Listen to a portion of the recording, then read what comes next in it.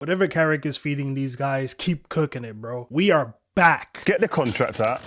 Put it on the table. You know, I'm feeling a little bit sophisticated today, you know. I wanted to get some matcha later. For the last decade, United has been synonymous with chaos, tactical misalignment, and drama. I'm surprised the club hasn't even gotten their own, like, all or nothing series with the amount of entertainment we've been giving these people for years. Today, after this disaster season, I want to tell you the good days are coming. As I was recording this, they just played against West Ham and are aiming to get their first 5 wins in a row since Fraud Ten Hag.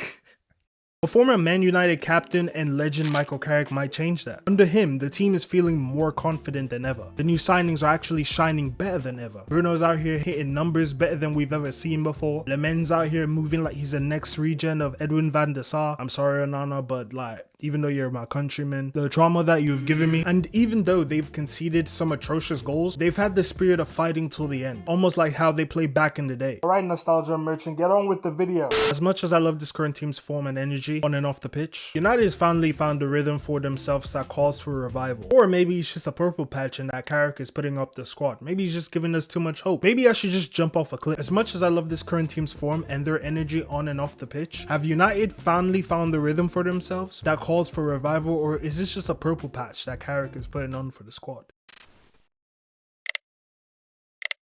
Before Carrick stepped in, United were honestly a mess. Defensive structures were horrid. The good days are coming.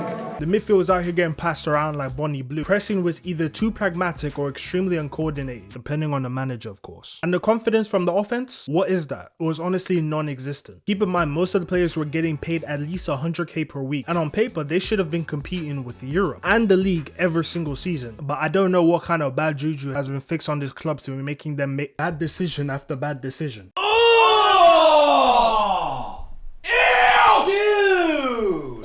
Just for them to play a year and then sell them for 90% less. When I say all of these things, it's not to say that the squad was bad per se, but they were more or less misused. When you don't have a board that takes time to actually assess the team's needs and more focus on the club like passive income, it's harder to make a sensible decision that benefits not just the club itself, but the fans as a whole. I'm honestly not going to go into detail about the board versus the people. We'll be here all day, and honestly, that's kind of boring. I really don't care. And if you're still on here, join us, alright? Subscribe. I need to feed my pet iguana. After Mourinho, Ole, Rangnick, Ten Hag, and Amorim had left during this time, it wasn't because they were terrible managers, but honestly, there was a flaw in their game that I would say was more psychological than tactical. We're gonna have to start creating some uncomfortable conversations. I blame Ferguson Ball for this. Yo guys, chill. Hear me out. This man has his DNA stamped on the club for damn near 30 decades. To take away that kind of identity, every single time a manager comes in, they're expecting him to be the next Sir Alex Ferguson. That is very difficult to do, and that would make any manager start becoming very pragmatic, very scared on how he uses youth players, only want to win because the idea of United has only been winning, because that's all we knew about Sir Alex Ferguson was winning. You basically have to get one of his disciples to either change that kind of dynamic or basically start playing the same type of football but just a little modern. That's no fault to their own really, that's just because every manager in the Prem wants to move like Pep Guardiola. Micheal Carrick has coached the team before as an interim, and even though he played like 3 games with the team, he was unbeaten and has shown a glimpse of what he could achieve as a manager, but he was just still improving. The modern game mistakes and prioritizes tactical knowledge and expertise for intelligence. As much as it's good to be tactically sound as a coach, if you don't have the right personnel, then it will never work. It's then the job of the scouting department to find the players to do that can fit that philosophy so that they wouldn't feel that friction when they get in. It's not always going to be perfect, but at least you know that you have a core team that can move and be versatile. United were never that for the last 8 years. We've been more a pragmatic and defensive minded team in the league. Thank you, Jose, for the Europa League. I'm not gonna worry about that. And you might be wondering how we even survived the league. I'm gonna be honest with you, I'm even surprised myself. If we had been relegated and gone to the championship, we probably ended up like Leicester. I want to tell you, I'm coming.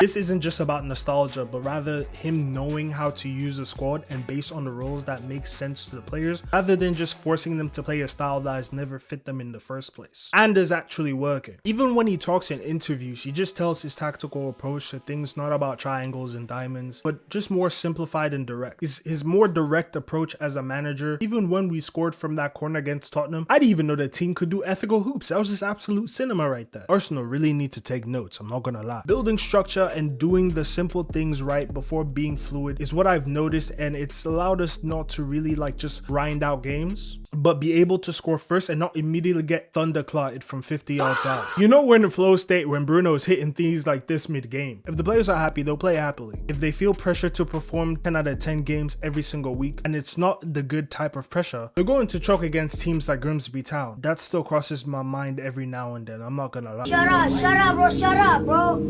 Shut up. During the whole winning stretch, the midfield actually worked as a unit. One presses, one covers, and one progresses the ball. It was simple as that, and it was very effective. No overcomplicated build-up, nor leaving the defenders exposed. And when United started applying that kind of balance, results improved. United feel more compact, harder to counter, and even better than that, even protecting their backline, even when they concede sometimes. And with this, I would applaud his man management when he came in. I think since the players knew that he was a legend of the club, they kind of gave him more layers of respect in that kind of way and trusted his vision on how he plays. And in turn, the players look more confident. You can tell that they actually understand the roles, which makes this run feel like the squad finally understand each other and know what they're doing again. Sometimes revival isn't just about new transfers and new system. Sometimes it's just about clarity. So what do you think? Is this a real Manchester United revival, or is this just a purple patch and, you know, we're gonna lose hope and then I have to jump off a cliff? Drop your thoughts in the comments below. Thank you for watching. Like this video so the algorithm can send you more of these bangers. I hate saying that, but honestly it's true. Follow all my socials, they're very easy. The RD Sofa. If you want to support further, all the links are down below. Buy me coffee and Patreon. Subscribe to the channel and turn on the bell so that you can join the squad. And until then,